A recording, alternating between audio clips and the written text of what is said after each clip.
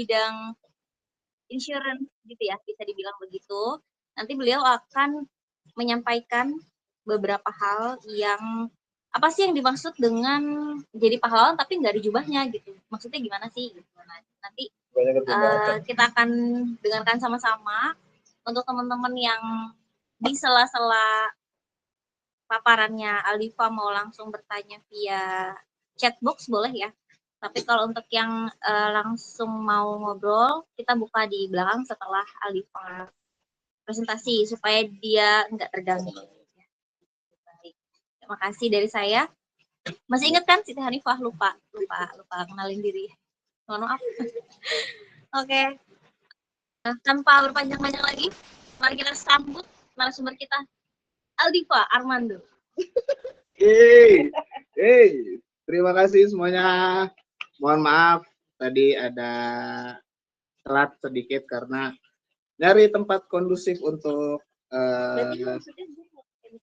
Jimit karena kalau di rumah internetnya kayak lumayan jelek. Jadi oke. Sebelum saya mulai mungkin ada beberapa di sini yang lupa siapa saya atau mungkin pas SMP-nya nggak pernah main gitu kan, nggak pernah main sama saya gitu. Jadi susah San,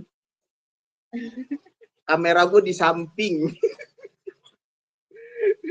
gitu. Jadi izinkan saya memperkenalkan diri, nama saya Aldiva Armando. Jadi saya bekerja di Prudential dari tahun 2022. Di sini saya sebagai agent atau sebagai tim pemasar gitu, berusaha untuk mengedukasi orang-orang tentang betapa pentingnya sebuah proteksi. Cuma tenang, di sini saya nggak akan jualan, kita cuma mau sharing aja, gitu. Nggak saya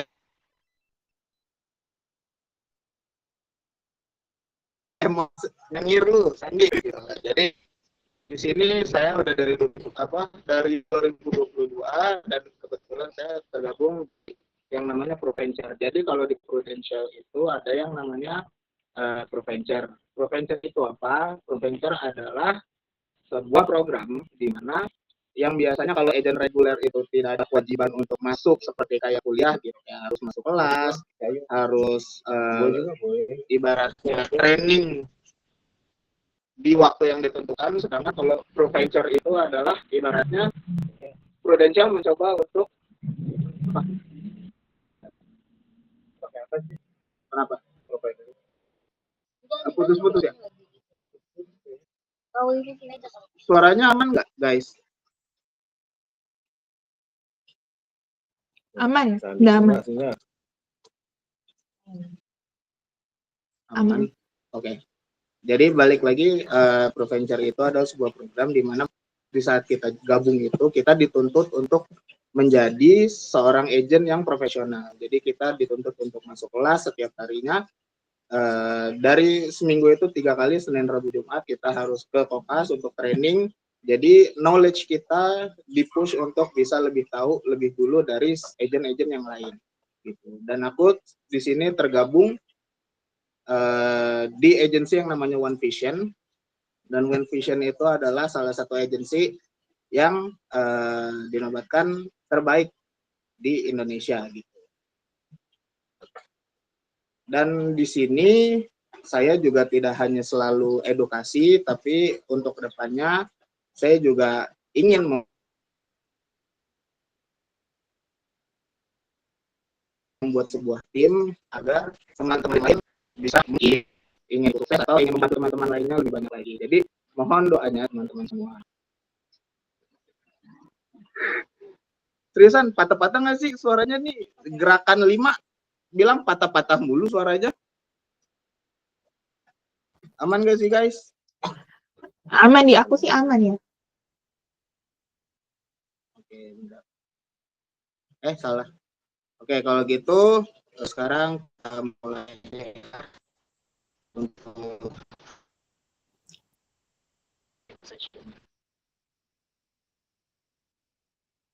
sambil mempersiapkan. Sebenarnya tadi yang udah dibilang sama Ibu Siti Hanifah ini, seperti apa sih pahlawan tanpa jubah dan tanpa drama itu gitu. Jadi kalau menurutku itu pahlawan itu kan di saat dia ada itu disanjung, di saat dia tidak ada itu dia dikenang.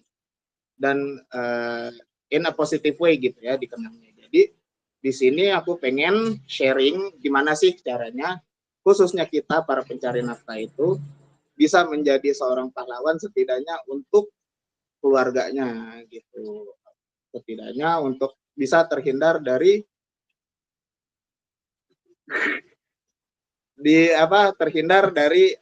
yang namanya krisis keuangan gitu. Bentar kita salah.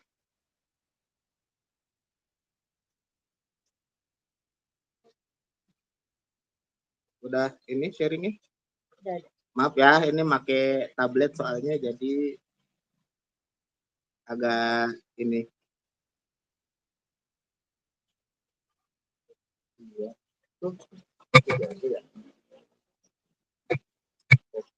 Oke, sebelum kita mulai, gue pengen ya aku sekarang gue gitu. Sorry.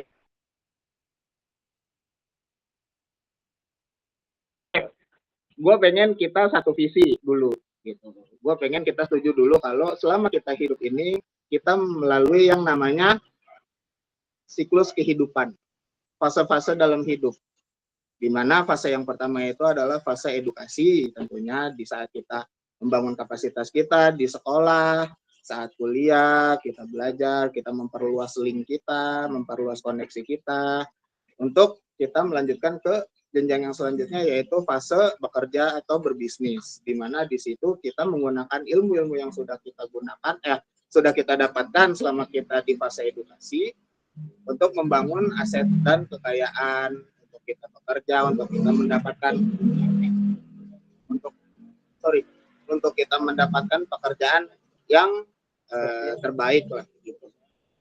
Dan di fase selanjutnya itu adalah fase keluarga, di mana di saat kita mungkin sudah membangun aset, sudah mapan, kita bisa membangun yang namanya bahtera rumah tangga agar di mana anak dan istri kita nanti sudah bisa langsung ibaratnya menikmati apa yang sudah kita perjuangkan, sudah kita bangun saat kita bekerja. Ujung-ujungnya pasti kita pengen menjadi ibaratnya retirement atau pensiunan dan menikmati hari tua bersama pasangan tanpa masalah keuangan dan khususnya masalah kesehatan juga gitu. Jadi siapa sih yang nggak pengen di saat kita nanti udah hari tua, di saat kita pensiun, kita udah ibaratnya udah tinggal nikmatin passive income yang ada gitu. Dan gue yakin kita semua ini lagi di fase kedua dan ketiga, ya kan? Kita lagi di fase bekerja, kita di fase mempunyai keluarga, dan ujung-ujungnya kita pasti berusaha untuk ingin di hari tua nanti kita pengen punya keuangan yang oke gitu, biar bisa nikmatin hidup. Tapi sayangnya yang namanya hidup itu kan nggak kayak jalan tol ya, lurus tanpa hambatan. Sayangnya hidup kita ini penuh dengan gelombang, belokan, lubang, segala macam. Which is itu adalah sebuah risiko kehidupan yang dimana di setiap fasenya itu pasti ada yang namanya risiko kehidupan. Risiko kehidupan 1, 2, 3, yang dimana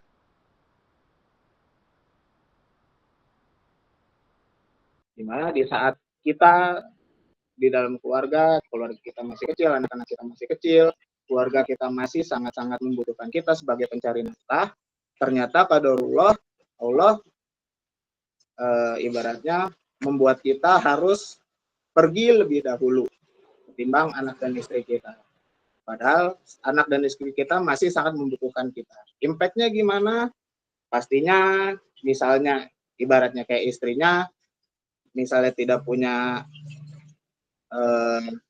nggak punya pengalaman bekerja, otomatis pasti mau nggak mau harus bekerja mati-matian untuk tetap memenuhi biaya hidup keluarganya. Atau yang kedua mungkin balik lagi ke rumah orang tuanya, gitu kan.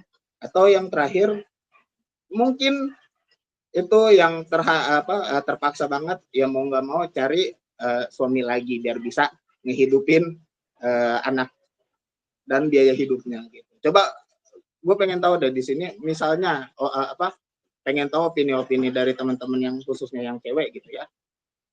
Apa yang akan kalian lakukan? Misalnya kalian dihadapkan di posisi seperti itu. Di saat kalian lagi membutuhkan bantuan dari seorang pencari nafkah atau imam kalian, ternyata qadarullah Allah memanggil suami kalian di waktu yang terlalu cepat. Karena sekarang banyak ya teman-teman kita di sekitaran kita yang masih muda, padahal ternyata harus pergi mendahului kita. Kayak misalnya kemarin yang kita tahu yang terakhir gitu ya, ada Gusti Wiw yang padahal masih usia 25, lagi naik-naiknya, karirnya segala macam, ternyata harus meninggalkan kita semua gitu. Kita semua kayak kenal. Gitu, kayak meninggalkan keluarganya gitu. Kan itu benar-benar sekali snap semuanya bisa langsung berubah ya 180 derajat. Nah, oke, let's say misalnya meninggal di usia produktifnya tanpa celah gitu ya. Maksudnya tanpa celah tuh lancar. Kayak misalnya lagi tidur ternyata nauzubillah min zalik nggak bangun gitu. Kayak misalnya kayak seperti contohnya kayak suaminya BCL lah. Ya kan yang kita tahu dia tidur, izin tidur ternyata nggak bangun-bangun lagi. Ya itu kan mau nggak mau ya udah life must go on gitu ya. Nah, sayangnya di Indonesia ini menurut WHO dari angka kematian yang ada di Indonesia 73% itu harus melalui yang namanya sakit kritis.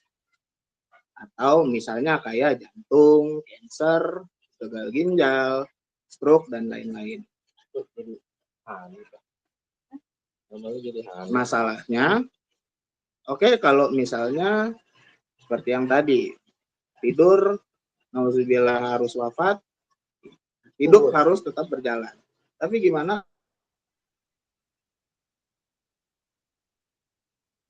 kalau misalnya si penyakit nafas kita itu harus melalui cancer? Kalau udah kena penyakit seperti itu berarti kan otomatis income-nya itu pasti akan hilang. Otomatis dia sudah tidak bisa bekerja lagi, income-nya pasti hilang, sedangkan yang namanya biaya hidup, anak harus sekolah, itu tetap harus berjalan. Gitu. Nah, di sini gue pengen nanya opini teman-teman juga gitu. Apa sih yang akan kalian lakukan kalau ternyata kalian ada di posisi seperti itu? Apakah kalian akan tetap ngebiarin, ibaratnya kalian akan bekerja lebih gila lagi untuk memenuhi biaya hidup dan plus tambahan pasangan kalian harus berobat ini itu segala macam dan pasangan kalian itu diurus sama mbak, anak diurus sama mbak, atau kalian di rumah ngurus full pasangan kalian dan anak kalian gitu. Coba gue pengen tahu deh opini kalian kayak gimana gitu untuk yang sakit kritis. Nah, oke lah kita dalam hidup mencoba dan berusaha untuk setidaknya hidup lebih sehat, makan makanan yang sehat, di jalan enggak yang aneh-aneh bawa kendaraannya. Tapi ibaratnya yang namanya sial kan nggak ada di kalender ya. Tanggal kematian juga tidak ada di KTP. Yang ada di KTP cuma tanggal lahir, nggak ada tanggal kematian. Nah, sayangnya di saat kita sudah berusaha untuk memperbaiki hidup, di jalan kita berusaha untuk cari aman, masalahnya malah dari orang lain yang tidak tidak tidak cari aman gitu ya. Seenaknya aja di jalan, sehingga ibaratnya misalnya terjadi kecelakaan, impact-nya kena ke kita juga, dan akhirnya itu mengakibatkan ibaratnya kayak cacat atau sakit yang berkepanjangan dan membutuhkan pengobatan yang sangat lama. Atau misalnya juga cacat yang disebabkan oleh penyakit. Apa sih cacat yang disebabkan oleh penyakit? Contohnya stroke. Stroke kan kita udah tidak bisa ngapa-ngapain lagi ya. Ibaratnya ya kita cuma bisa tiduran doang di kasur, otomatis selanjutnya yang harus mencari nafkah dan lain-lain adalah pasangan kita. Nah, itu resiko ketiga. Dan resiko keempat adalah menjalani kehidupan melebihi usia produktif atau hidup terlalu lama. Loh, kenapa hidup terlalu lama itu adalah sebuah resiko? Karena di saat di usia kita yang sudah tidak produktif lagi, justru penyakit-penyakit yang tadi aku bilang, yang tadi gue bilang itu seperti yang sakit kritis itu malah justru banyaknya datangnya ke usia-usia yang sudah tidak nyampe ke usia itu dalam keadaan sehat dan kondisi finansial yang oke, alhamdulillah. Tapi kalau kita nyampe ke sananya dalam kondisi yang tidak sehat, walaupun finansialnya oke, otomatis untuk bisa melakukan pengobatan otomatis mau yang itu namanya dana pensiun, dana tabungan pasti otomatis akan habis tergerus. Apalagi kalau misalnya finansialnya tidak oke, kesehatannya tidak oke, malah otomatis itu akan jadi yang namanya generasi sandwich ke anak dan cucu kita. Nah, oke lah. Itu adalah 4 resiko kehidupan yang pasti. Entah itu salah satunya pasti kita hadapi gitu. Tapi sebenarnya ada beberapa cara untuk agar di saat resiko ini terjadi di kita, yang namanya sebuah krisis finansial itu tidak terlalu terdampak ke kita. Yang pertama adalah otomatis ya tabungan. Secara konvensional, kita mau nggak mau harus mati-matian nabung, nyiapin dana darurat, segala macam. Agar misalnya ada resiko-resiko kayak gini, tabungan kita nggak kepake, aset kita tidak perlu kita jual, tinggal kita gunakan dana darurat. Atau cara yang kedua, itu adalah investasi. Entah kita main investasi di saham, di logam mulia, emas, dan lain-lain. Dan yang ketiga adalah dengan cara asuransi. Nah, karena saya di sini knowledge-nya sebagai agen asuransi, nah saya akan menjelaskan seperti apa sih gitu bentuk proteksi yang dimana di saat resiko ini, misalnya salah satu resiko ini terjadi ke kita, setidaknya finansial kita aman, aset kita aman. Nah, yang pertama adalah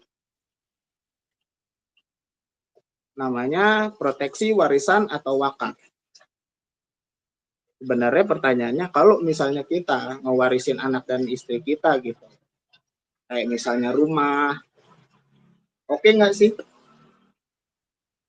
Tapi kalau boleh saran, misalnya ngasih rumah, kasih juga biaya-biaya untuk ibaratnya balik namanya, untuk pajak rumahnya, karena di saat kita meninggalkan aset-aset seperti itu dan asetnya atas nama kita, banyak ternyata yang harus disiapkan.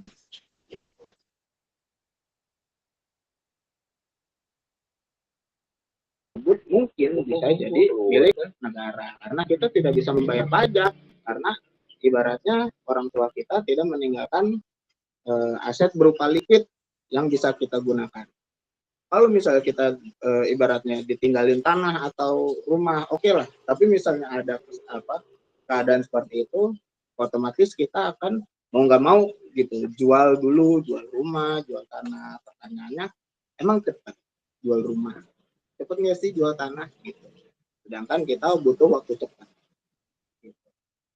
Dan warisan ini sebenarnya asuransi itu adalah kontrak hukum. Jadi banyaklah kita dengar di luaran sana gitu berita-berita di mana orang tua ngegugat anaknya ngegugat saudara-saudaranya karena merasa tidak dapat warisan, anaknya menggugat orang tuanya karena tidak dapat warisan yang adil gitu.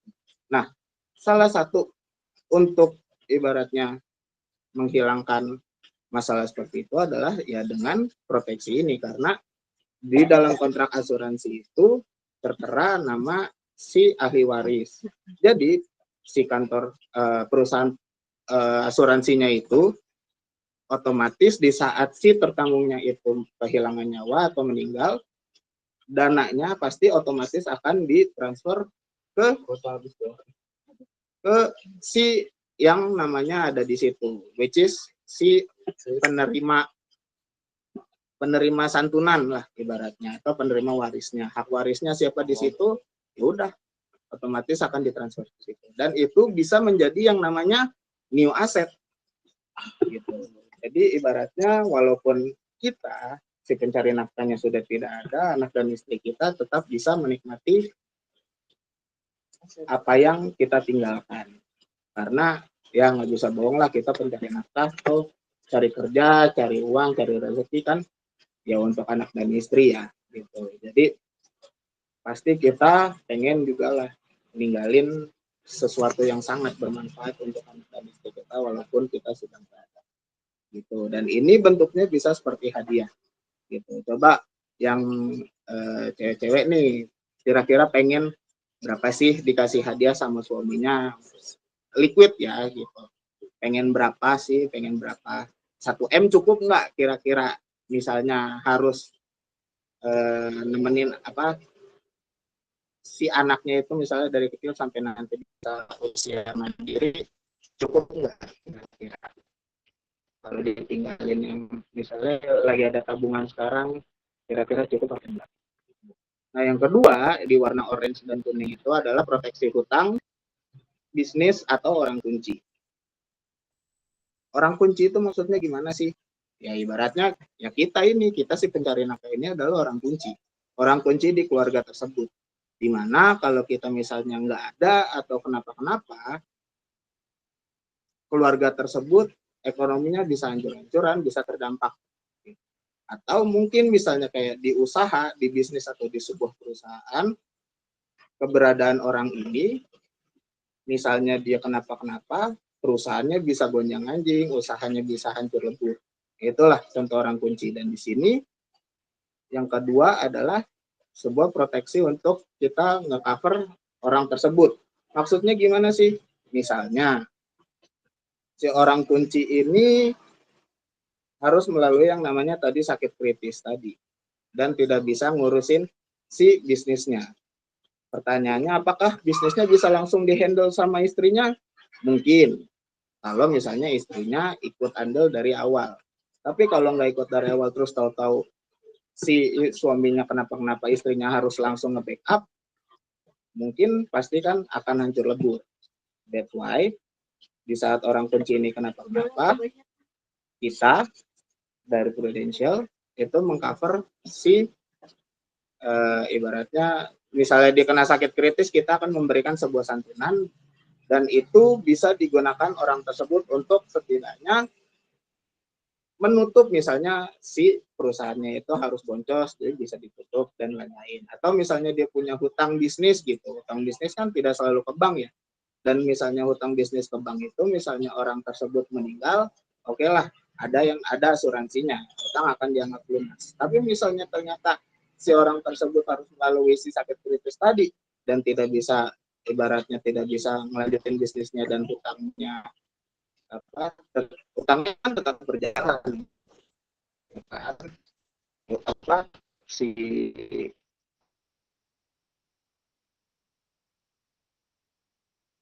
orang ini kenapa gitu, pasti utangnya pasti akan tetap berjalan. Nah kalau yang kuning itu proteksi penghasilan, ibaratnya untuk kita para pencari nafkah yang masih bekerja kantoran. Kenapa? Karena kita kan ibaratnya benar-benar bertumpu banget sama yang namanya income atau gaji dari kantor.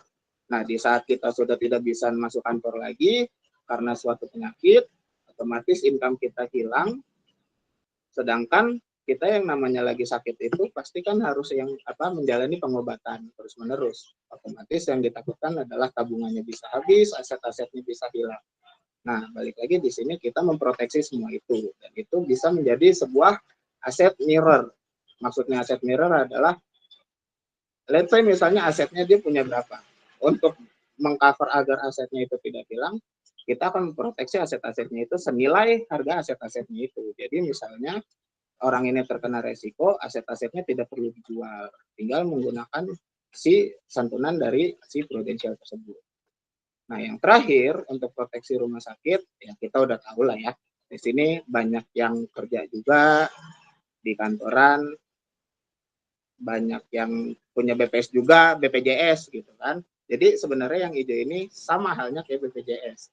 Itu ngeproteksi di saat kita masuk rawat inap di sebuah rumah sakit. Dan ini adalah sebuah cash flow protection atau proteksi cash flow kita. Jadi ibaratnya lagi nabung, kita lagi kerja keras untuk memenuhi mimpi kita untuk beli ini itu, ternyata kita diharuskan atau ditakdirkan harus masuk rumah sakit, dirawat inap karena suatu penyakit. Otomatis kan keuangan kita yang tadinya udah tertata bisa berantakan tuh. Nah, dengan si proteksi ini cash flow kita bisa aman karena dialah yang akan nge-backup semua bill yang dikeluarkan oleh rumah sakit. Tuh. Dan dari semua proteksi yang tersebut, dari yang si warisan, proteksi kimen atau hutang dan bisnis, proteksi si income tadi, terus proteksi rumah sakit, sebenarnya produknya ya hanya 3 ini. Ada asuransi jiwa atau life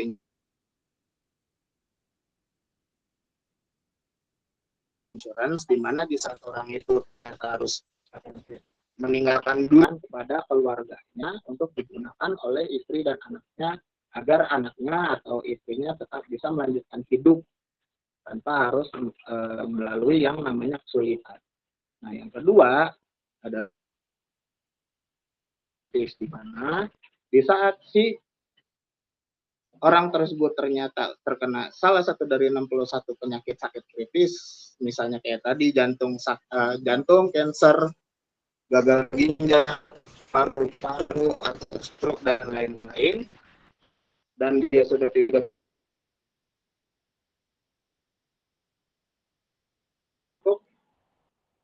setidaknya misalnya dia mau melanjutkan atau mau mencoba pengobatan secara tradisional bisa dia lakukan, atau dia mau mencoba untuk pengobatan di luar negeri bisa dia lakukan, atau misalnya ternyata alhamdulillah dia sembuh, ya uang itu bisa digunakan untuk lain-lain. Dan yang terakhir yang warna hijau itu adalah asuransi atau proteksi health atau rumah sakit. Jadi di mana di saat kita masuk rumah sakit untuk dirawat inap, semua bill atau semua biaya yang dikeluarkan oleh rumah sakit itu bisa dibayarkan oleh proteksi. Jadi cash flow kita aman. Kayak gitu. Nah, sebenarnya penyakit apa sih yang tadi kayak contohnya gitu ya? Dan solusinya seperti apa? Let's say misalnya kalian berpikir, kayaknya gue udah aman deh pakai BPJS, gue udah dapat asuransi dari kantor. Oke, it's fine, nggak apa-apa.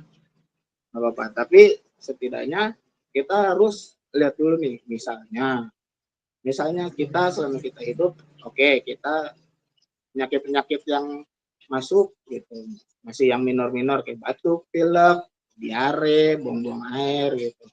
Ya itu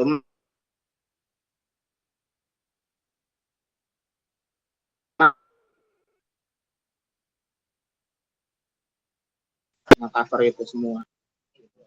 Tapi kalau misalnya ternyata lebih concern misalnya untuk nanti misalnya katarak, kista, terus harus DBD, tipes, itu kan butuh yang namanya rawat inap, tidak hanya rawat jalan gitu. Nah, solusinya menurutku setidaknya selain HPI ya asuransi kesehatan rumah sakit gitu. Bahkan kalau bisa ya BPJS tadi dipakai biar tabungannya nggak usah kepake untuk bayar rumah sakit. Nah, gimana kalau yang terakhir level katastrofik kayak misalnya penyakitnya jantung, stroke, kanker atau gagal ginjal dan lain.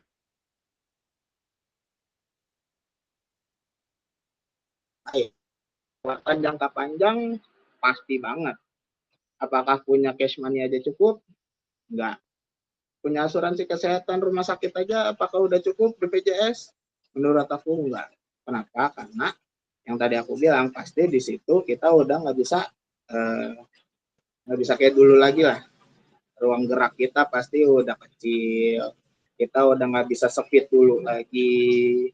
Kan mungkin kinerja kita juga udah nggak sebagus dulu lagi karena kesehatan kita.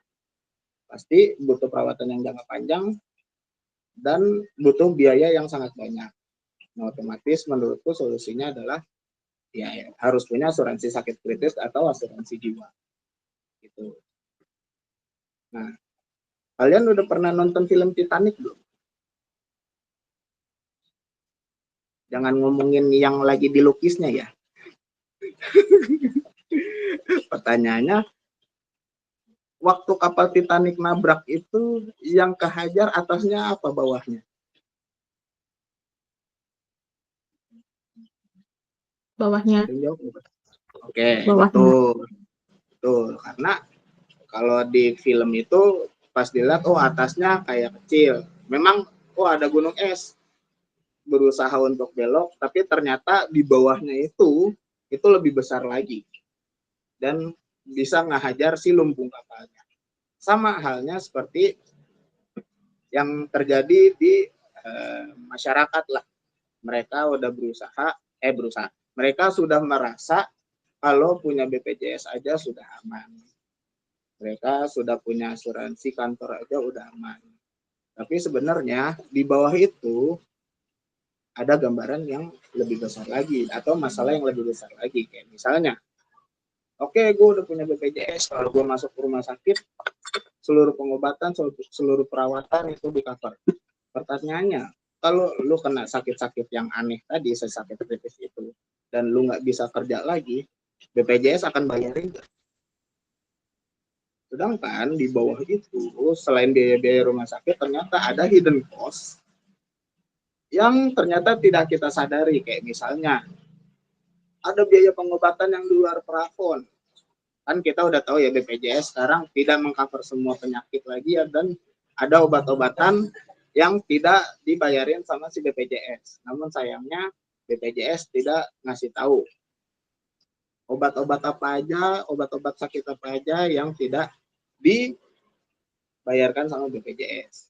Lalu misalnya kita punya cicilan rumah atau kendaraan, otomatis kalau kita udah nggak bisa kerja, cicilan akan jadi tanggungan anak dan istri kita. Terus biaya hidup akan meningkat terus, income kita hilang, pendidikan anak kita bisa terhambat, ya kan? Tabungan dan investasi bisa hancur-hancuran, terkuras segala macam. Transportasi kita bisa hilang, seperti itu. Nah, that's why yang tadi gue bilang, pahlawan tanpa ubah dan drama. Kita sebagai pencari nafkah pastilah pengen, walaupun kita udah nggak ada, tapi kita pasti pengen lah anak dan istri kita tidak perlu melalui yang namanya kesulitan, tidak perlu melalui yang namanya kesedihan terlalu panjang. Dan kita pengen walaupun kita sudah nggak ada, anak-anak kita tetap bisa mengenyam pendidikan yang lebih baik, pendidikan yang kita pengen, kita impikan waktu kita hidup dulu. Nah, that's why menurutku inilah cara kita agar kita setidaknya bisa menjadi seorang pahlawan untuk keluarga kita tanpa harus memakai jubah dan tanpa harus ada drama di keluarga kita. Itu aja yang mau aku jelasin. Thank you. Assalamualaikum warahmatullahi wabarakatuh.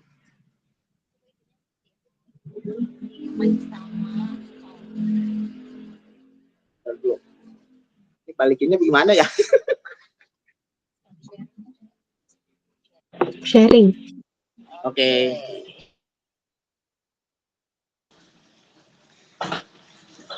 Mohon maaf ya kalau ada kekurangan.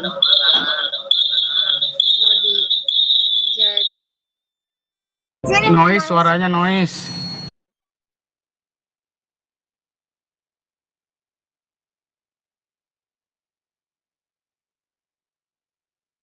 Bentar ya.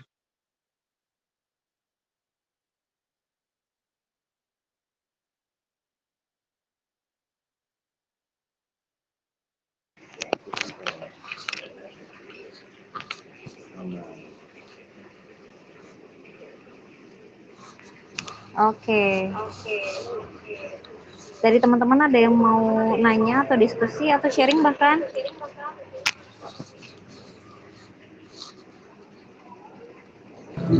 Saya nyimak dulu ya, nyimak. Nyimak. Oke, berarti mungkin dari gua kali ini ya yang nanya. Kan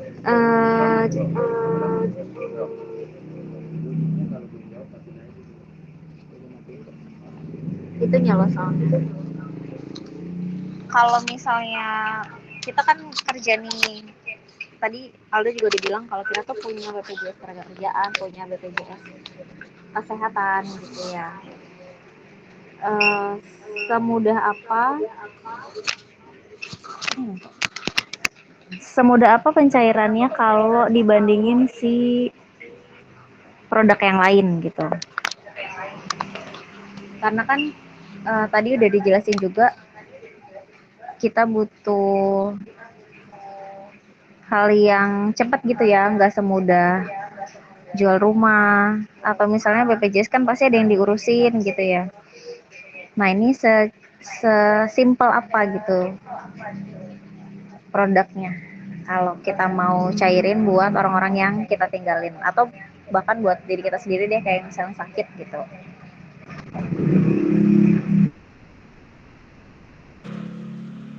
Oke, izin jawab ya, Pe. Jadi pertanyaannya seberapa simpel ya, seberapa cepat gitu. Misalnya kita butuhin cepat nggak nih proses klaimnya gitu.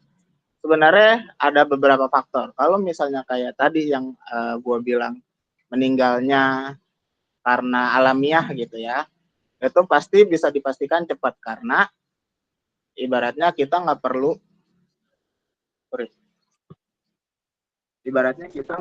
yang namanya surat dari dokter, kita hanya perlu surat kematian dari RT RW, kita proses klaim, biasanya paling cepat itu paling lama di 14 hari kerja gitu. Sedangkan kalau misalnya ternyata ibaratnya wafatnya itu kayak misalnya kecelakaan di jalan gitu. Nah, itu kemungkinan yang agak lama. Kenapa? Karena pasti ada proses dari pihak kepolisiannya dulu, dicek dulu. Nih yang jadi korban ngelakuin salah nggak? Gitu. Misalnya ternyata pas dicek, oh si korban ini terjadi kecelakaan karena nggak pakai helm. Ternyata SIM-nya mati, pajak motornya mati. Oh ternyata dia melawan arah atau melakukan kesalahan di jalan raya gitu yang menyebabkan suatu hal yang fatal. Nah itu bisa jadi klaimnya bisa ditolak. Kenapa? Karena dia melakukan yang namanya ibaratnya pelanggaran di jalan raya. Itu. Nah kalau misalnya ternyata dia meninggalnya karena sakit, otomatis proses klaimnya harus melalui yang namanya dari dokter dulu, dari rumah sakit harus atau di perusahaan asuransinya, which is biasanya kurang lebih itu 14 hari kerja sih, Pak. Paling lambat 14 hari kerja. Paling lambat sih, paling cepat. Paling cepat 14 hari kerja. Itu. Apakah sudah menjawab? Sudah. Nah dari teman-teman ada yang mau nanya nggak nih?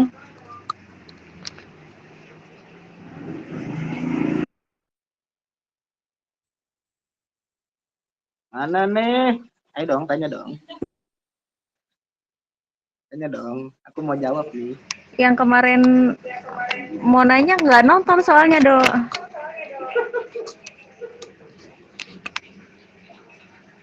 Kalau Iya. teman-teman di sini, kalau boleh tahu pakai asuransi apa ya? Atau kayak masih berpikir kayak ya udah masih ada rumah, masih ada keluarga gitu ya? Kalau aku alhamdulillah dapat dari kantor. Berarti sekeluarga udah ke cover dari kantor. Iya, Nah, dan iya udah. apa Pakai asuransinya? IA, Oh iya. IA. Mm-mm. Oke. Dia tuh Kalau apa? misalnya nanti gimana Zar? Ya, jadi setiap tahunnya ada limit nih, jadi nggak nggak bisa kita terus menerus pakai itu ya. Soalnya kalau ke Objen itu ada limitnya sampai habis. Kalau uangnya udah habis selama 1 tahun itu berarti bayar sendiri gitu. Terus kalau ke gigi setiap tahun Ya, dapat itu bayar sendiri gitu. Nah, kalau yang lain-lain untuk rawat jalan, rawat inap dipakai pakai itu. iya. Biasanya kalau dari kantor ada lah manfaat-manfaat ya, kacamata, bisa berobat gigi, bisa Mm-mm, berobat jalan ya kan. mm-mm, Tapi sayangnya ya ada limitnya tadi gitu. bener. Jadi kalau aku boleh saran, Zar, dikasih nggak Mm-mm. dari kantor?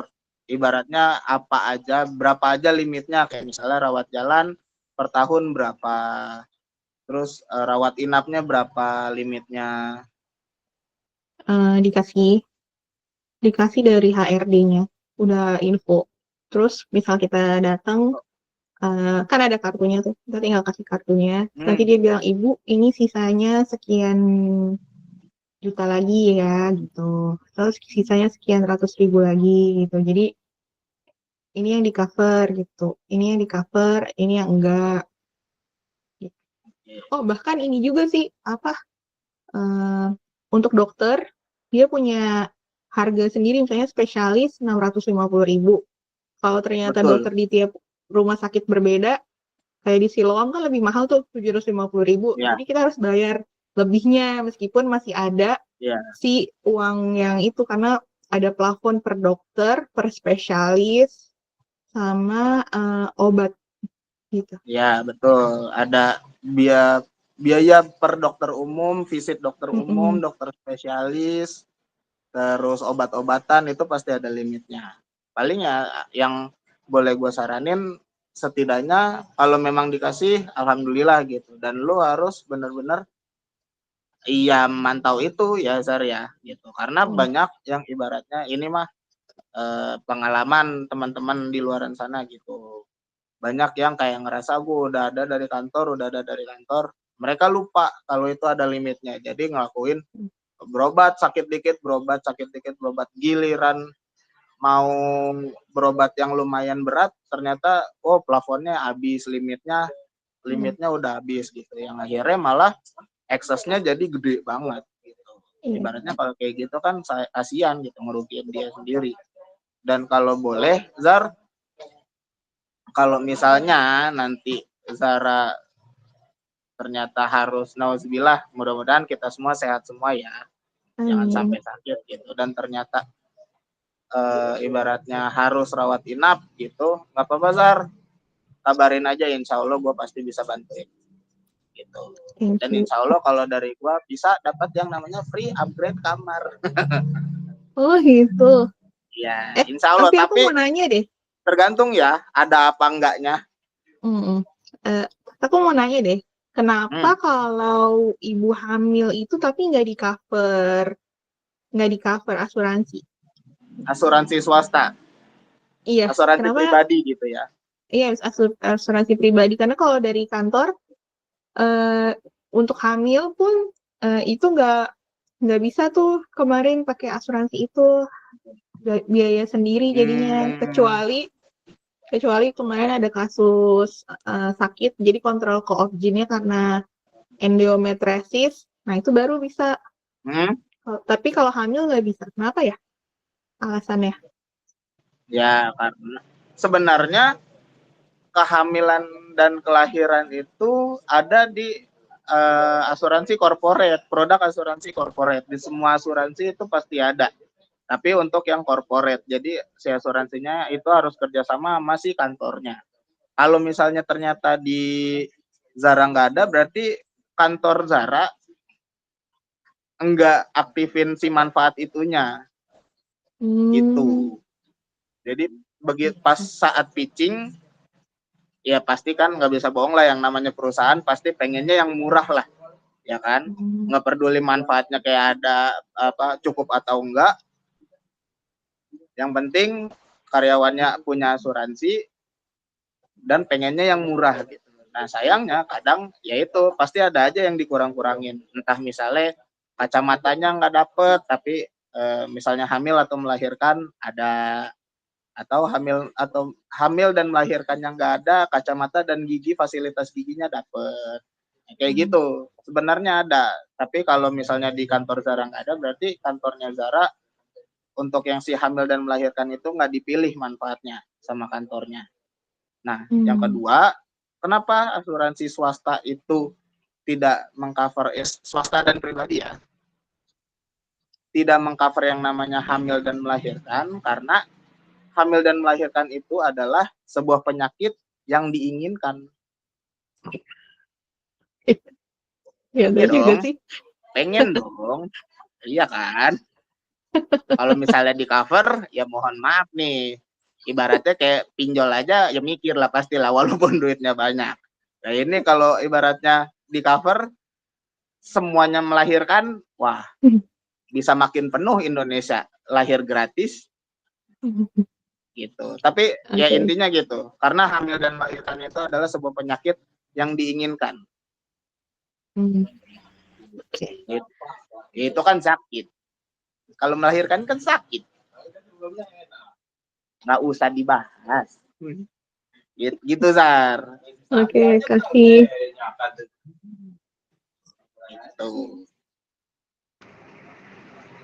Nah, ini kan biasanya kita punya asuransi terpisah. Si kesehatan sendiri, si pekerjaan sendiri untuk yang bekerja ya. Nah, di bidangnya Alifa, keunggulannya tuh ini bisa gabung nggak sih? Misalnya kayak dengan satu kali apa sebulan iuran, tapi mencakup semuanya. Atau misalnya gue nggak sama sekali melek soal asuransi pendidikan. Kayak gimana nanti deh ya anaknya sekolah gimana deh gitu nanti aja gitu di pikirannya. Tapi di Prudent ini keunggulannya ada nggak yang kayak gitu kayak ya udah satu kali tapi mencakup semua, atau ada yang di produk lain nggak ada di Prudent, cuma Prudent yang punya misalnya gitu. Oke, thank you Ipe. Untuk kayak misalnya satu polis tapi berbagai manfaat ya, ibaratnya tadi ya kan? Kayak misalnya ternyata kesehatan iya, cover jiwa iya juga gitu kan. Dulu sih ada. Kalau di Prudent dulu ada. Dulu namanya ya yang ada berbasis investasinya lah gitu. Jadi kalau dulu ada yang namanya beberapa riders gitu, atau beberapa manfaat. Jadi di dalam satu polis itu bisa mencakup kesehatan, bisa mencakup sakit kritis juga, bisa mencakup jiwa juga. Tapi kalau sekarang sayangnya udah nggak ada. Kalau di tempat lain mungkin masih ada, mungkin tidak. Gue nggak bisa jawab karena gue juga tidak tahu menahu untuk si produk apa si perusahaan asuransi lain itu produknya seperti apa gitu. Karena kan kita tidak mempelajari juga gitu. Nah, kalau untuk si asuransi pendidikan itu sendiri, kalau dari Prudent itu ada sebenarnya 3 skema. Yang pertama, skema yang pertama itu si orang tuanya hidup, anaknya hidup, uangnya pasti akan keluar. Jadi untuk asuransi pendidikan ini kita bisa pilih pembayarannya 8 tahun sampai 18 tahun. Tinggal kita pilih tuh jenjangnya mau yang mana. Kenapa? Ya karena misalnya kita mau bikin untuk anak gua masuk SD nih atau masuk SMP, ya udah kita bisa ngeset kira-kira anak kita sampai masuk SMP berapa tahun lagi gitu. Kita bisa ngeset itu. Nah, kalau di Prudent sistemnya kayak gitu. Misalnya yang tadi aku bilang skema pertama itu orang tuanya hidup, anaknya hidup sehat. Dan dia let's say kontraknya 10 tahun pembayarannya. Ya udah nanti di tahun ke-10 ada uang yang uang tunai skala dengan nilai yang besar itu sekali keluar, selanjutnya tiap bulan anak itu akan kita bilangnya uang jajan. Jadi anak itu akan mendapatkan uang jajan tiap bulan sampai 4 tahun ke depan. Itu program dari asuransi pendidikan yang ada di Prudential.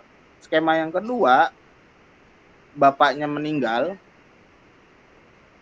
anaknya sehat. Kayak misalnya dia ada kontrak sampai 10 tahun. Baru di tahun ketiga ternyata orang tuanya atau si bapaknya sakit kritis di tahun kedua. Nah, dari tahun kedua itu sampai tahun ke-10 mereka udah nggak perlu bayar lagi. Tiap bulannya udah Prudent yang bayari. Tetap dapat melanjutkan sekolah sesuai dengan yang diinginkan itu. Nah, skema yang ketiga, bapaknya sehat, nauzubillah anaknya yang wafat. Jadi misalnya sudah melakukan pembayaran sampai tahun kelima, ternyata di tahun kelima nauzubillah anaknya harus wafat gitu ya. Apa yang sudah dibayarkan selama 5 tahun kita akan balikin ke nasabah 100%. Itu 3 skema yang ada di asuransi pendidikannya punya Prudential. Itu Pak.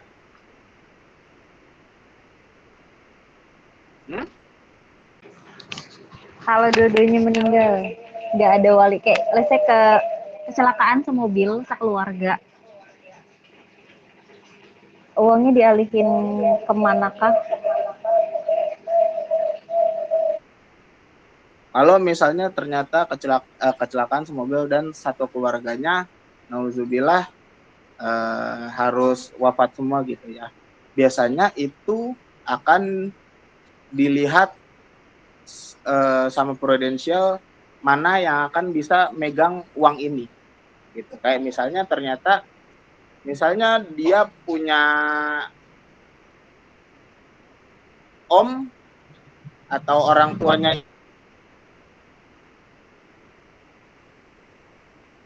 itu punya saudara, nanti akan dilihat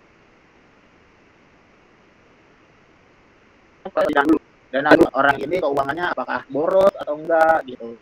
Untuk yang ini apakah keuangannya bisa dipertanggungjawabkan atau tidak gitu. Nah, nanti dari proses persidangan itu baru akan dipilih orang yang bisa ibaratnya mendapatkan uang yang sudah dibayarkan. Karena anaknya ikut wafat, otomatis uangnya yang sudah dibayarkan pasti akan dikembalikan. Gitu. Contohnya kayak yang si Angel almarhumah itu kan punya asuransi pendidikan untuk anaknya ya. Siapa namanya? Lupa. Ya, itulah pokoknya. Nah, karena anaknya masih di bawah umur,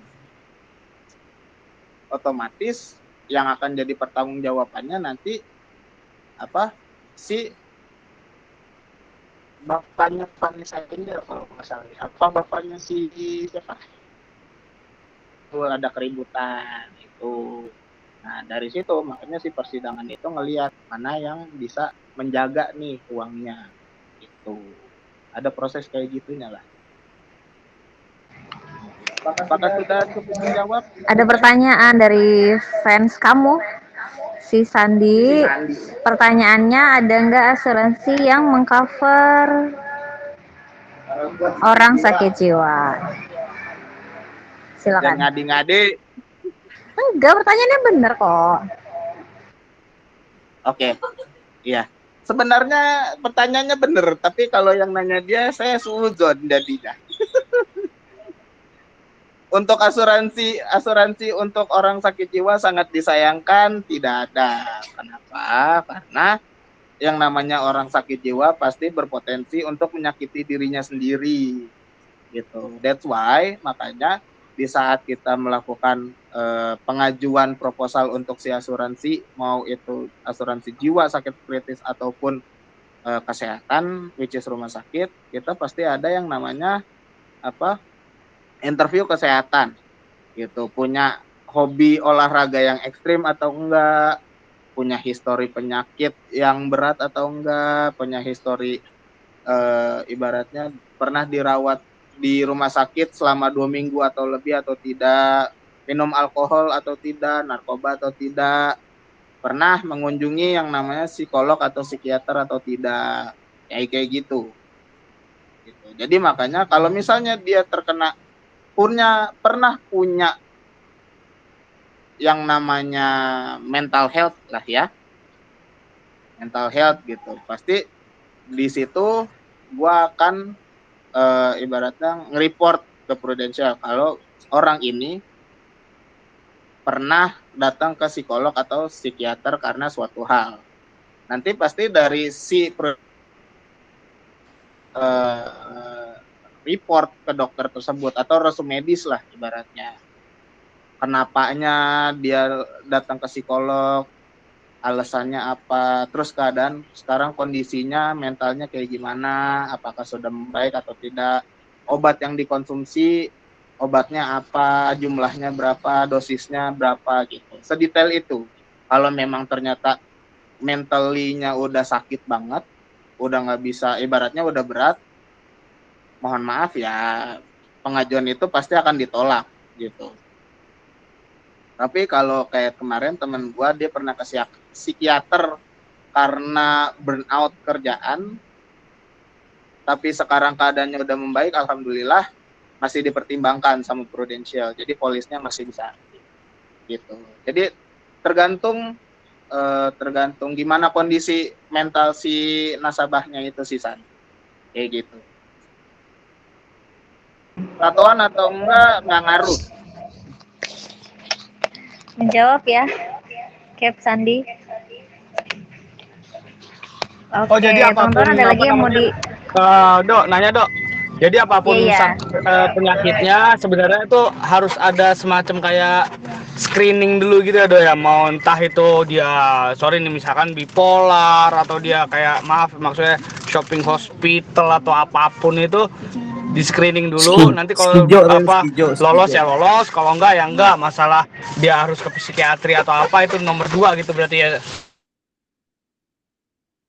Sebenarnya ya pas kita interview kesehatan, that's why disitulah gue pengen misalnya ya nasabah gue jujur gitu, jangan ada yang ditutup-tutupin. Lu pernah ibaratnya ke dokter terus dibilang sama dokter lu ada benjolan, ya lu harus bilang ke gue gitu, jangan ditutup-tutupin. Karena kenapa? Kalau misalnya in the end lu nggak ngomong, ternyata lu harus ke rumah sakit dan dinyatakan oh benjolan ini ternyata sudah ada sebelum lu punya polis, tapi di saat lu pengajuan polis lu tidak mencantumkan kalau lu udah punya histori si benjolan itu, otomatis itu akan bisa di-decline seperti itu. Dan masalah nanti di saat kita pengajuan polis dicek atau enggaknya ya berdasarkan si review kesehatan tadi. Kalau misalnya ternyata oke, dia nggak ada masalah, otomatis nggak perlu ada yang namanya medical check up. Tapi kalau ternyata yang tadi gue bilang, ternyata dia punya histori ini, itu, gitu. Dan misalnya terhitung lumayan agak berat, pasti si Pruden akan minta yang namanya medical check up. Entah itu ibaratnya cek darah, segala macam, cek urin. Atau misalnya kayak yang tadi, misalnya ada yang punya pengalaman atau historinya dia mental health, pasti akan diminta resume medis dari si dokter psikolognya gitu. Kayak gitu, Ren. Apakah menjawab, Pak Randy? Ya, menjawab. Makasih. Kok kayak kurang puas ya? Buat syarat aja sih, yang penting aktif lah. Siap-siap, thank you Ren. Kalau mental terganggu gara-gara gagal nikah, mancing terus ya Anda ya.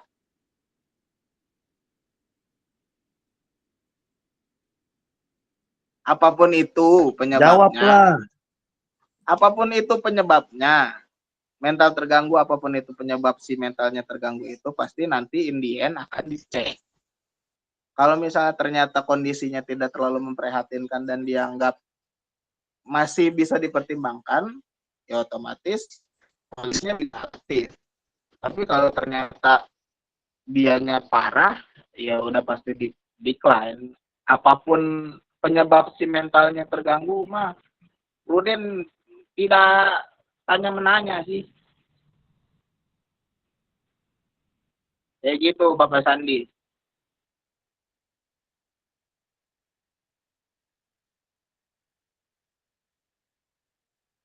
Sudah Oh cukup gitu. menjawab Bapak Sandi? Udah. Gue nanya biar aktif aja. Ya udah. Iya udah Wah, tahu. ngikut aja lu San.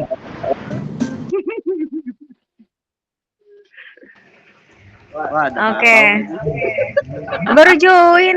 Baru mau gue tutup. Bapak baru join. Gimana Bapak? Langsung nanya aja deh udah.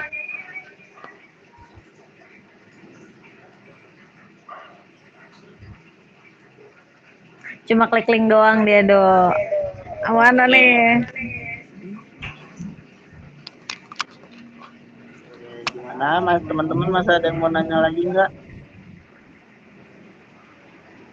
Atau misalnya kayak teman-teman ternyata dulu punya asuransi, pernah buka asuransi, tapi nggak tahu nih manfaatnya apa. Boleh, kita tolong untuk di-reviewin juga boleh. Kayak kalau misalnya pernah daftar gitu masih berjalan. Tadi kan udah daftar terus yang tadi itu udah pernah ikut asuransi terus nggak aktif gitu ya. Terus lu mau bisa liatin bisa dapat polis apa aja gitu. Kalau misalnya udah nggak aktif mah dilihat dulu udah berapa lama nggak aktifnya. Tapi misalnya kayak kan banyak nih orang yang ternyata dibukain polis sama orang tuanya gitu, terus alhamdulillah masih aktif sampai sekarang. Nah biasanya kan kita nggak tahu menau ya, gue pernah sih dibukain polis sama bokap gue tapi gue nggak tahu manfaatnya apaan. Nah boleh, nggak apa-apa, misalnya mau direviewin sama gue biar bisa ketahuan manfaatnya apa, benefit dari asuransi yang lo punya apa, nggak apa-apa, kabarin gue aja, nanti gue coba bantu bikin reviewnya, nanti gue bikin ringkasannya biar lo bisa bacanya dengan mudah. Oke, Zara silakan Zara. Iya, tadi aku juga baru ingat pas kerja aku punya prudensial tahu, udah daftar polisnya. Iya. Terus Tapi masih dibayarin sampai sekarang nggak? enggak, udah nggak ada, Nah. udah enggak. Itu pas usia 20 tahunan, masih awal-awal kerja tuh, kata mama, udah coba kamu daftar aja asuransi prudensial gitu kan. Tapi dulu kan nggak ngerti ya, nggak dijelasin secara gamblang kayak gini, jadi bayar, terus habis itu lupa berapa kali, udah deh nggak tahu lagi gitu gimana nasibnya. Bisa kita cek kayak gitu? Apa Bisa, harus mulai dari bisa. awal lagi ya? Enggak sih, asal masih ada buku polisnya masih ada nggak, Zar? Entah hilang kemana, pas pindahan-pindahan kan banyak yang nggak kebawa gitu. Kalau misalnya buku polisnya masih ada, bisa dilihat dari buku polisnya. Cuma karena statusnya polisnya Zara itu udah nggak aktif, itu agak lumayan susah lah. Karena kan statusnya udah nggak aktif. Jadi otomatis di pusat juga datanya kemungkinan ya nggak bisa cek gitu. Kecuali Kayaknya polisnya aku masih inget deh, aktif, itu hmm, yang ada investasinya juga waktu investasinya itu. pasti Mm-mm. pasti di tahun-tahun kita masih kerja itu asuransi yang ada investasi Ya, dia itu menghilang. banyak banget peminat, tapi banyak juga yang komplain akhirnya Hmm. Oke. gitu guys. Oh, kalau penyakit autoimun gimana? Bisa di cover kah? Tergantung autoimunnya itu, autoimun kan banyak ya, autoimun jenis-jenisnya ya. Hipertiroid misalnya. Wah, kalau hipertiroid udah agak susah sih, Zar. Hmm. Kayak gitu. Kalau misalnya untuk, jadi kan tiap, yang tadi aku bilang, tiap proteksi itu beda-beda ya. Ya, ada yang proteksi jiwa, sakit kritis, dan kesehatan. Nah, itu ibaratnya syarat dan ketentuannya juga beda-beda, Zar. Kayak misalnya asuransi Hmm. kesehatan atau rumah sakit itu screeningnya pasti akan lumayan ketat tuh. Karena kan ibaratnya keluar masuk rumah sakit frekuensinya bisa lumayan sering ya kan? Gitu. Nah, itu agak ketat. Kalau udah kena ada sejarah hipertiroid gitu, untuk yang asuransi kesehatan, ya mohon maaf udah bisa dipastikan agak sulit. Asuransi Hmm. dan asuransi yang si sakit kritisnya. Karena kan hipertiroid itu bisa lari kemana aja kan? Bisa menyebabkan si ibaratnya kayak kayak apa namanya yang di sini tuh kelenjar getah bening kayak gitu-gitu ya kan. Kalau udah sembuh, Autoimunnya udah dinyatakan sembuh. iya, misalnya udah hipertiroidnya udah normal, udah stop minum obat, dicek Oh, berkala sudah sudah nggak ada lagi gitu. kalau kondisinya udah ada, ibaratnya udah ada statement kayak gitu, persentasenya ya untuk bisa terbit atau bisa aktif lumayan tinggi. Kecuali Hmm.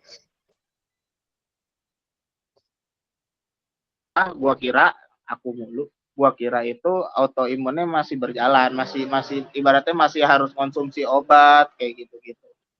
Hmm. Kalau itu masih agak lumayan berat, tapi kalau dari dokternya udah ada statement udah membaik, udah oke keadaannya, pasti bisa dipertimbangkan sama pihak asuransi. Hmm. Makasih, Alifa. Iya, sama-sama Zara. Oh, kampret tadi. Hmm. Udah keluar aja. Silakan Mas Niko.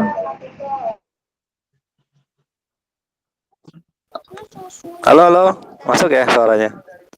Halo, Zara lagi tuh. ya Mas Niko. Masuk gak? Zara tadi mau nanya ke Zara, gue bukan ke Aldiva ya. Pain. Oh iya, boleh. Oke, kalau gitu gue les ya. Zara tadi itu duitnya yang apa asuransi Zara itu nggak dilanjutin kan? Terus duitnya nggak bisa diambil emang ya? Kalau asuransi di Prudent itu ya? Nggak diambil. Oh gitu. Itu mah nggak bisa diambil atau hilang gitu aja terus ada omongan nggak tuh dari pihaknya tuh? Aku nggak bayar-bayar juga, salah di aku juga. Oh nggak dibayar-bayar juga.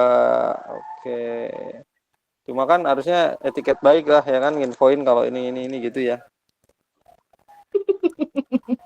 Ini arah Nah, pertanyaannya kemana sih? Framing, framing terus. Framing ya, framing ini kayaknya nah, deh. Nggak apa-apa, nggak apa-apa, nggak apa-apa. Nggak apa-apa, nah, gue luapkan, nanya luapkan. ke, Bapak Niko luapkan. gue nanya ke Aldipa nih sekarang. Itu emang nggak ada ya poin-poin buat hal-hal yang tadi tuh kalau asuransi tuh kalau udah nggak ngelanjutin gitu berapa persennya gitu emang nggak ada apa balik ke si nasabahnya atau enggak Ada. yang ini asuransi nih udah 5 tahun nggak sakit-sakit. Nah, terus kita nggak bisa apa ngambil duit berapa persennya gitu klaim Oke, gitu kayak BPJS gitu. oke, oke. Tuh bagus kan pertanyaan gue. Pertama, oke siap, mantap, Bapak Niko. Oke, yang pertama pertanyaannya ada nggak misalnya diinfoin nggak misalnya kita berhenti di tengah jalan, apakah ada uang yang kembali atau tidak? Jawabannya di buku polis ada.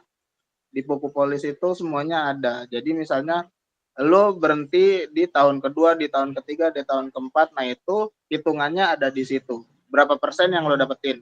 Intinya yang namanya asuransi itu tidak seperti menabung.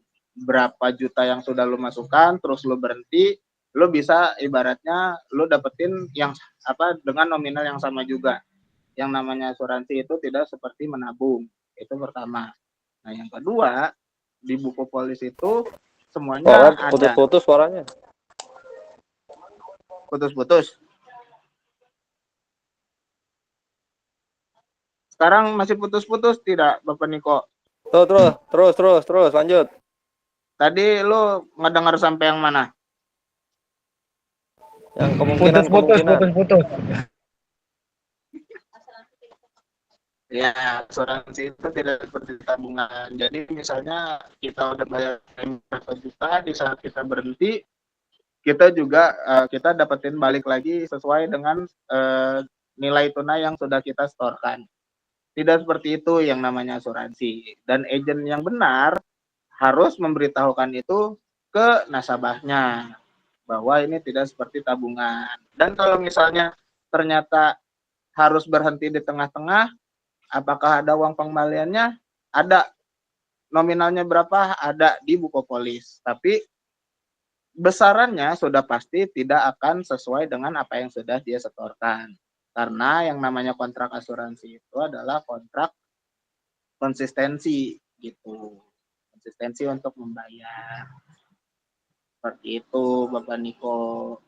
Sama tadi pertanyaan yang keduanya apa sih? Lupa gue. Terus jangka panjangnya berapa tuh bisa diambil? Sampai kapan? Dari dia tidak aktif. Sebenarnya kalau misalnya ada yang harus diambil dari pihak prudensial itu pasti akan menghubungi gitu. Karena pihak prudensial sendiri atau pihak asuransi lain itu tidak mau ibaratnya megang uang nasabah terlalu lama gitu. Kalau misalnya memang ada nilai tunai yang harus dibalikan, tapi misalnya si nasabahnya nggak tahu gitu ya, nggak tahu bahwa dia punya ada nilai tunai dari si polis tersebut. Perusahaan itu pasti akan ngasih tahu ke nasabahnya, ini lu ada nilai, ibaratnya bahasanya, ini lu ada nilai tunai segini, jadi tolong langsung diproses pengambilannya. Itu perorangan apa corporate? Kalau kasusnya Zara kan perorangan tuh. Berarti perorangan. Sampai kapan kadaluarsanya? Kalau kadaluarsa apanya nih? Kadaluarsa polisnya atau kadaluarsa apanya? Iya. Ngambil misalnya dia itu harusnya ada berapa persennya bisa diambil. Nah, itu berapa persen kan nggak tahu tuh customer. Nggak Itu dikasih di buku tahu. polis Kan ada. banyak yang nakal tuh. Iya kan buku polis nggak ada yang tahu, nggak dibacain secara detail kadang-kadang orang mah. Apalagi sales-sales kayak lu. Nah, yang penting closing. Kok kayak saya? Iya. Loh kan ini ceritanya, contohnya. Jangan baper dong. Iya. Kayak yang di sebelah. Iya, enggak. Betul, setuju. Gue setuju sama Babau. Memang banyak di luaran sana sangat disayangkan agen ya tidak menjelaskan secara full. Seperti itu. Makanya banyak hal yang kemarin ya banyak lah kita ngelihat di sosmed gitu.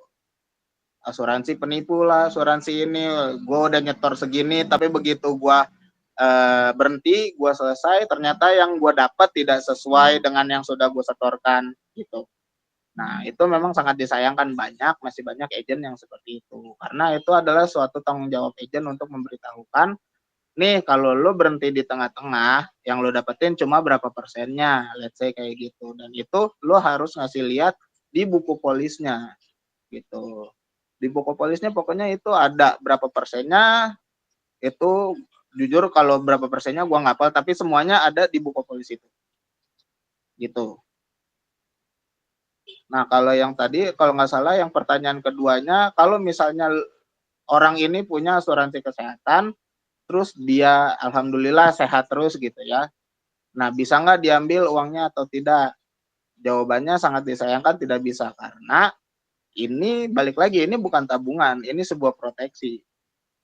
Proteksi yang di mana ibaratnya kayak gini aja lah, kita ngambil contohnya. Kita nyewa satpam untuk ngejagain rumah kita. Masa kalau rumah kita nggak ada kemalingan, kita minta Pak Satpam sini balikin duitnya, orang dari kemarin nggak ada maling. Ibaratnya kayak gitu. Kalau contoh ringannya lah, contoh gampangnya dari gua kayak gitu. Jadi kalau yang namanya asuransi itu intinya bisa dibilang tidak ada yang namanya pengembalian.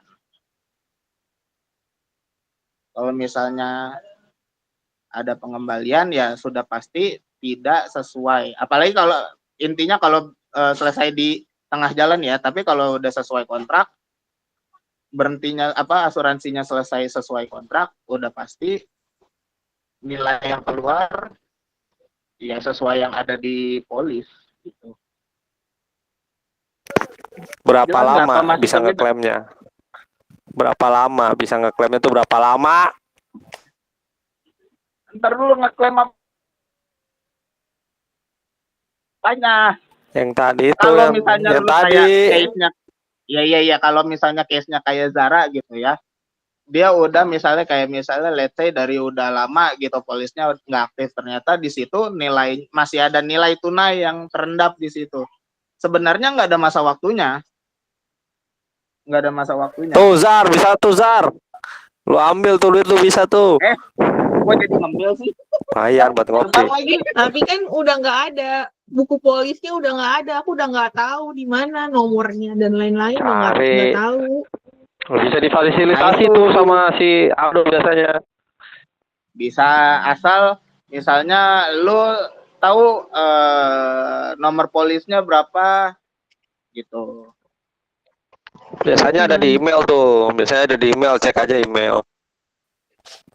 Atau paling enggak gampangnya ini kan ibaratnya si Zara nggak nomor polis aja udah lupa gitu kan, buku polisnya juga udah nggak ada.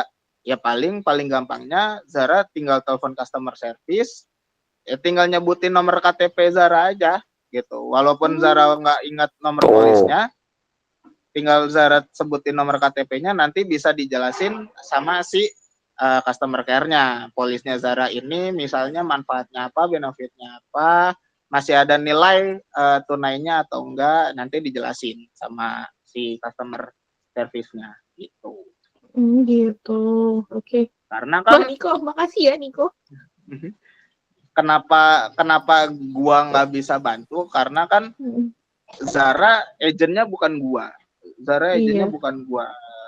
Di polisnya itu. Nah, akses gua terbatas di situ. Kalau misalnya ternyata Zara setidaknya tahu aja nomor polisnya berapa, gua masih bisa coba untuk bisa bantuin lah, walaupun gua bukan agentnya. Tapi kalau udah kayak begini kondisinya, ya paling benar tanya customer service. Oke. Makasih kompornya ya. Jadi ketahuan deh. Bermanfaat tuh kan? Sangat. Saya lihat ada pertanyaan nih. Misal kita mau buka asuransi kesehatan gitu. Poin apa aja sih yang penting banget untuk kita tanyain? Karena kan kadang dijelasin yang bagus-bagusnya aja. Emang semuanya bagus ya? Sel. Yang penting ditanyain itu enggak dong, nggak mudorot dong.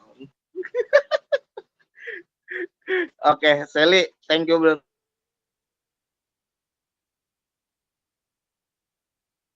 buat pertanyaannya. Yang harus ditanya itu menurut gua gitu. Di asuransi kesehatan itu ada masa tunggunya, karena yang gua tahu di semua asuransi kesehatan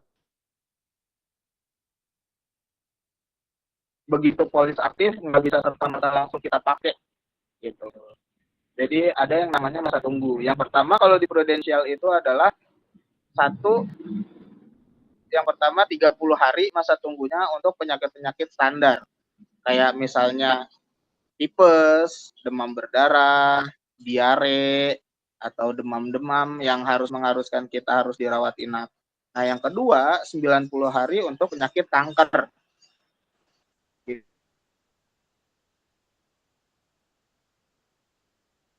Si kanker itu bisa di cover sama si perusahaan asuransi tersebut. Nah, yang ketiga, 12 bulan untuk 18 penyakit tertentu gitu. Kayak misalnya yang aku ingat itu ada jantung, ada katarak, ada fistula anus, ada miom, ada kista dan lain-lain. Nah, itu kalau asuransi kesehatan setidaknya Sally harus tanya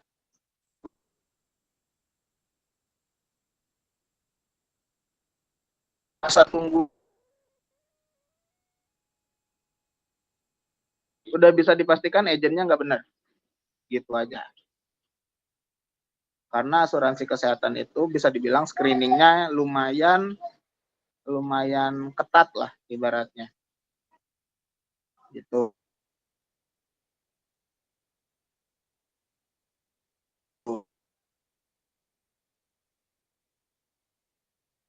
Ditakutkan ketemunya agent yang cuma pengen closing doang, gitu saya. Ya lu. Gimana Sally, ada yang mau ditanyain lagi?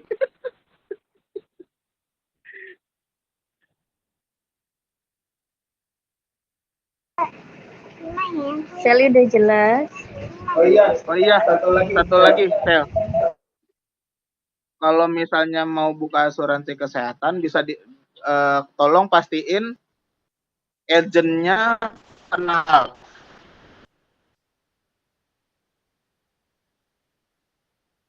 Sebisa mungkin di saat kita masuk ruang rawat inap, kan nggak mungkin ya kita yang ngurusin sendiri gitu, atau ibaratnya pasangan kita yang ngurusin, karena kan misalnya kita yang ibaratnya lagi dirawat inap, pengennya ya ditemenin lah ya sama pasangan gitu. Nah, kalau gua sendiri biasanya kalau misalnya ada nasabah gua yang dirawat inap, pasti akan gua dampingin. Jadi untuk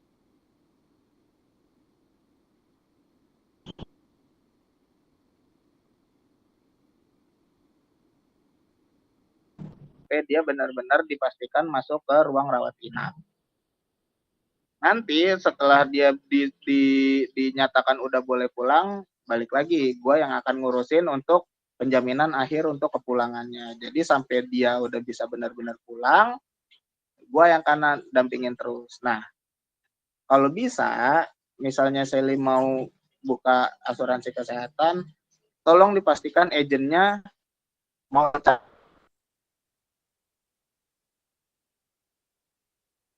Kenapa? Karena kalau itu kan kalau asuransi kesehatan misalnya rawat inap frekuensinya bisa sering ya gitu. Jadi kalau Sally butuh bantuan dia kapan aja bisa direspon kayak gitu. Itu sih paling enggak Sel yang harus diperhatiin kalau mau buka asuransi kesehatan.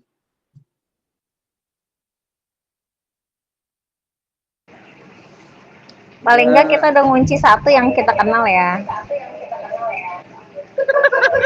Tuh gitu, komen tuh gitu. Moderatornya memihak. Oke teman-teman, ada lagi nggak nih? Yang sharing aja.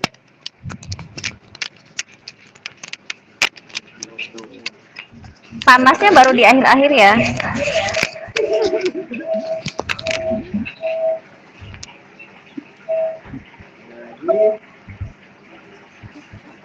Babe menang bae, babe pacar. Edo.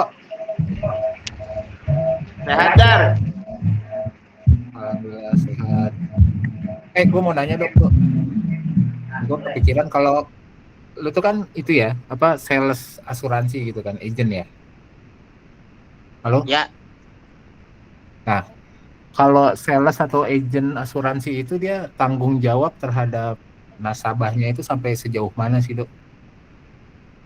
Nah, terus kalau ada misalkan dispute antara perusahaan sama nasabahnya, dia tuh kalau sales itu dia against perusahaannya atau dia against ke nasabah biasanya gitu.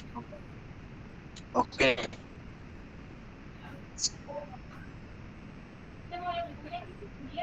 Ya, tergantung beda-beda agent tuh. Agent ada yang tadi gue bilang kalau agent nakal udah pasti ya dia cuma mau closing. Ntar nasabahnya keadaannya kayak gimana bisa jadi ya dia mah masa bodoh gitu. Dan misalnya ditanya against nasabah atau perusahaan, balik lagi misalnya ternyata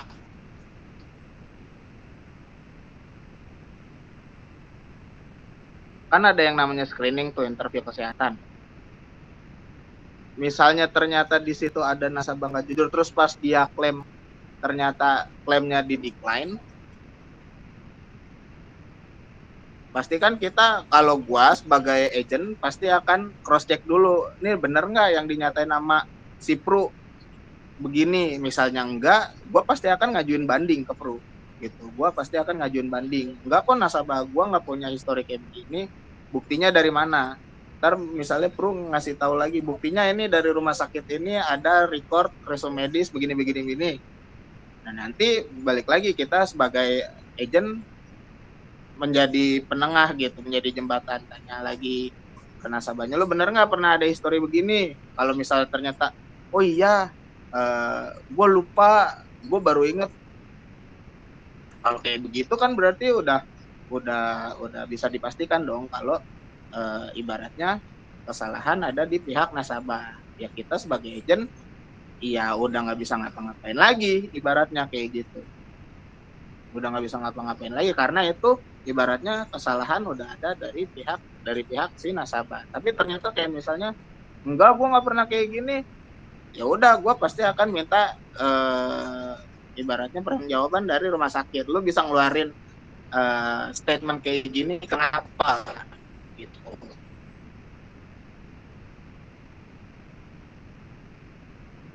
Orang sebenarnya nasabah gue kendalanya cuma begini kok lo bisa ibaratnya nulis statement kayak gini, bisa dibenerin nggak? Ya udah tinggal dibenerin, kasih ke Pru, nanti Prunya akan review lagi. Kalau misalnya udah aman, ya udah pasti klaimnya akan ditindaklanjut atau bisa dibayarkan kayak gitu. Itu sebenarnya tidak ada kewajiban, Jar, karena setiap agent pasti berbeda cara penanganan ke nasabahnya. Cuma kalau gua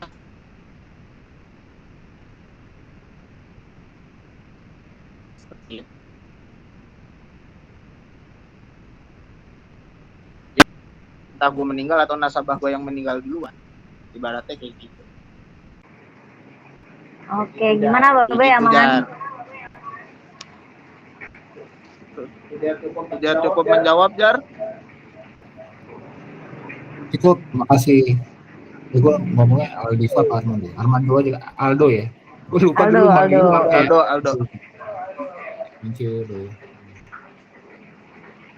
Ayu silakan. Terima kasih. Silakan, oke. Waalaikumsalam. Assalamualaikum warahmatullahi wabarakatuh, teman-teman semua. Aldo mau nanya dong, Aldiva deh. Aldiva mau nanya. Tadi kan kalau prudence ini benar-benar bergantung agennya ya. Apakah agennya ini tanggung jawab atau enggak gitu. Nah, kalau kemarin sempat ada yang tuh ya di Lambe Turah. Jadi ada salah satu data Telegram ya, yang data dirinya di-upload. Oke, itu kan memang kesalahan dari SDM-nya. Cuma dia kan dari Global Excel Indonesia. Nah, Global Excel Indonesia ini dia sebagai perusahaan asuransi tangan ketiga ya, tangan ketiga rumah sakit. Nah itu bedanya apa sih sama Prudence gitu loh? Oke, sebenarnya kalau setahu gua Global Excel itu bukan asuransi, tapi ibaratnya jembatan antara pihak asuransi dengan ibaratnya rumah sakit. Jadi kalau di gua ada juga third party-nya, namanya kalau gua Gracia Care.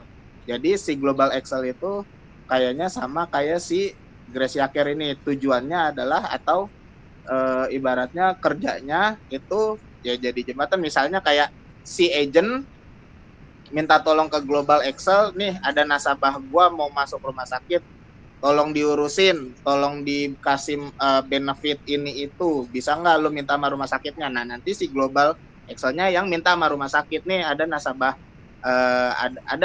agent ini mau masuk ke rumah sakit ini karena rawat inap, karena penyakit apa, bisa nggak dapat benefit misalnya free upgrade kayak gimana gitu. Nah itu urusannya sih third party-nya kayak gitu. Jadi mereka ibaratnya perpanjangan tangan agent lah gitu, geng.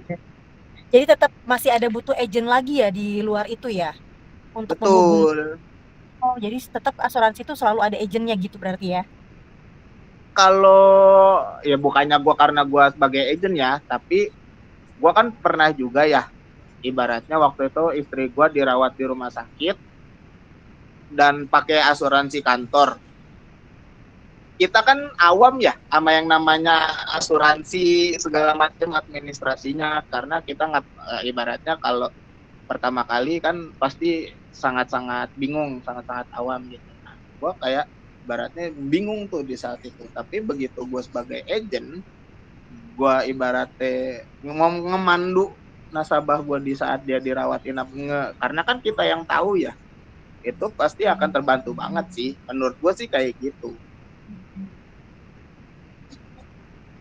Oke, Gitu, thanks Aldi. geng.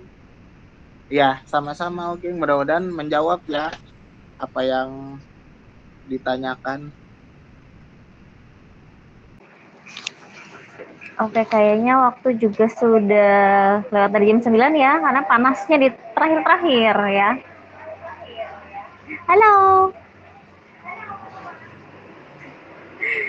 Oke, yang bisa saya simpulin malam ini itu poinnya adalah kita mesti tahu produknya secara detail dan yang kita butuhin tuh apa. Terus yang kedua, kenal sama agentnya. Either itu teman lu dari dulu atau emang baru kenal tapi lu kenal sama dia gitu ya. Nah, poin keduanya itu. Dan yang ketiga, emang asuransi membuka pikiran kita ya. Kayaknya ada baiknya juga harus punya. Walaupun kita nggak dinaungi sama perusahaan atau badan lain, sepertinya harus punya ya.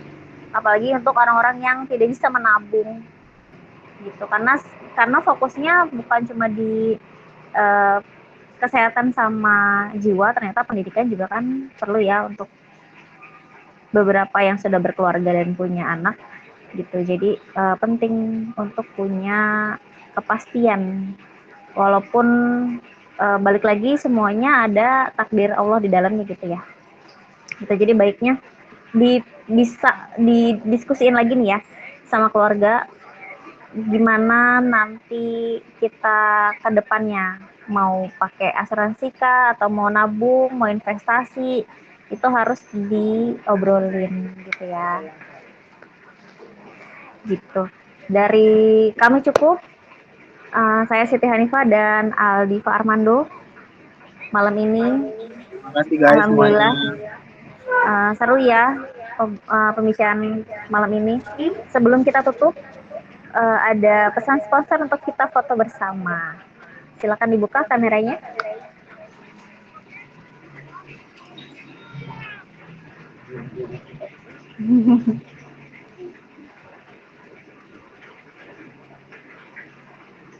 Oke, udah siap semuanya. Slide satu dulu. Ada 10 slide ya Zara ya, Masya Allah. Ada dua slide, bentar. Oke, 1, 2. Oke, terima kasih teman-teman. Terima kasih ya Fajar, Ayu, Niko, Zara, Randy, Sally, Bagus, Agri, makasih banyak sudah menyaksikan OSS malam ini. Ya, terima kasih banyak. Terima kasih, mohon maaf lahir batin kalau ada kata-kata yang kurang berkenan. Mudah-mudahan ada manfaatnya ya pertemuan malam ini. Nah, dari saya cukup. Assalamualaikum warahmatullahi wabarakatuh. Waalaikumsalam. Selamat antar sekolah anak besok. Sehat semuanya.